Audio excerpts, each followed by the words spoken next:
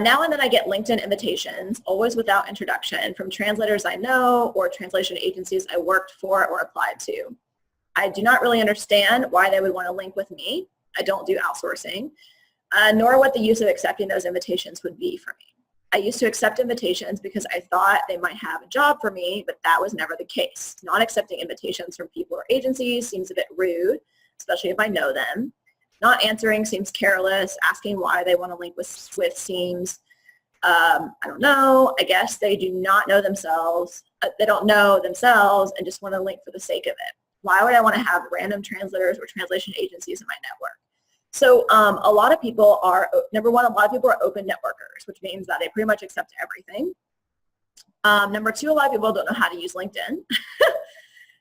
And number three, like, it's not totally useless to have okay, so for example, I post information about like a webinar that I'm going to give for translators, right? So I want translator as the customer at that point, right? So it makes sense for me to have a bunch of translators on my LinkedIn because then that puts that post in front of those people. If that's not the case for you, so you want to post about, Paige, sorry, I keep picking on you because all the comments are you that I'm seeing right now. So if you want to get attorneys' attention, right, you want to post things toward attorneys, then you really want to focus your LinkedIn on having other attorneys as your network, right? It's not bad to have translators in addition to attorneys, especially because like Paige outsources, I think. So she wants to also network with people who she might be able to hire for jobs, right? So that might be what her LinkedIn looks like. I don't know, but I'm just guessing. Versus just accepting every like Tom and Mary that says translator next to their name. Like that doesn't make as much sense for you because that's not your customer. And a lot of translators, again, don't know how to switch from networking just with translators and interpreters and trying to network with their customers. So that's probably why you're just getting like people just like spamming you with requests, but you do not need to accept them. And I also think like I am trying really hard to like build also my brand on LinkedIn, but I always forget about it for whatever reason. And I've talked to other people and they're like, yeah, I always forget to check it. So I don't think it's so uncommon for people to just like, I mean, I've had requests on there that like for like months and then I was like, oops, I just saw this. So I don't think you need to worry too much about the rudeness of it. I mean, I don't think people, I don't know, like, unless somebody like contacts you and is like, hey, like, you know that I sent you a LinkedIn request like 2 weeks ago, like why haven't you replied yet? And then again, I think even then I would be more than happy to say like, oh yeah, you know, I'm really using my LinkedIn to focus my posting efforts and everything toward this other group of people.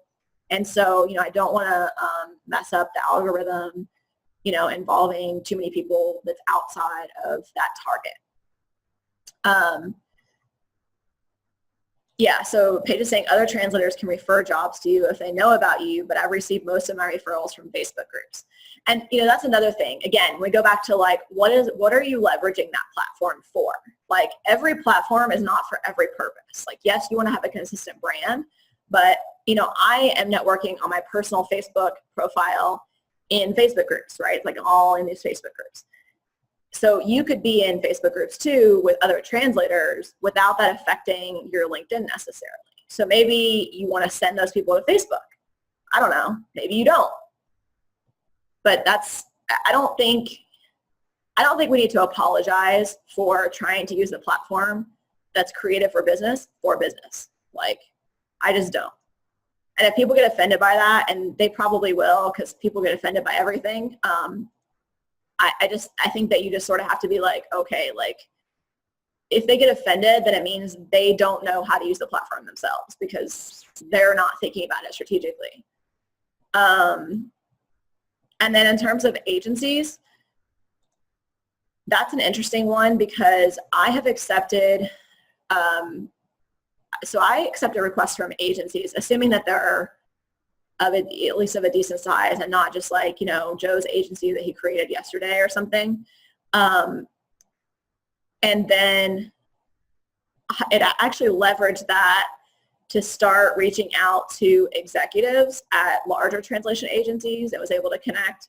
And I had a theory around that, but I never actually executed it. But that's also an aspect, like if you connect with these certain ones, then you end up being able to connect with people that are like higher up.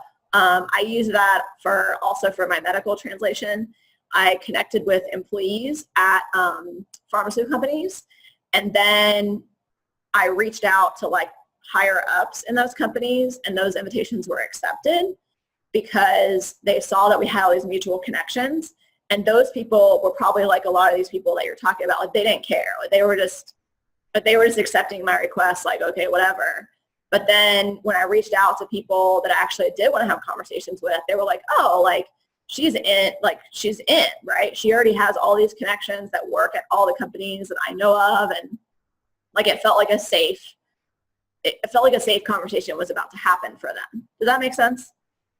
So I do think it's important to think about LinkedIn strategically, and I do think that people don't. So I would worry less about who you're receiving requests from and worry more about who you want to connect with, I guess is what I'm trying to say. I hope that makes sense. And I think you're not here live. So if you want to continue this conversation, feel free to post in the Facebook group and we can keep talking about it.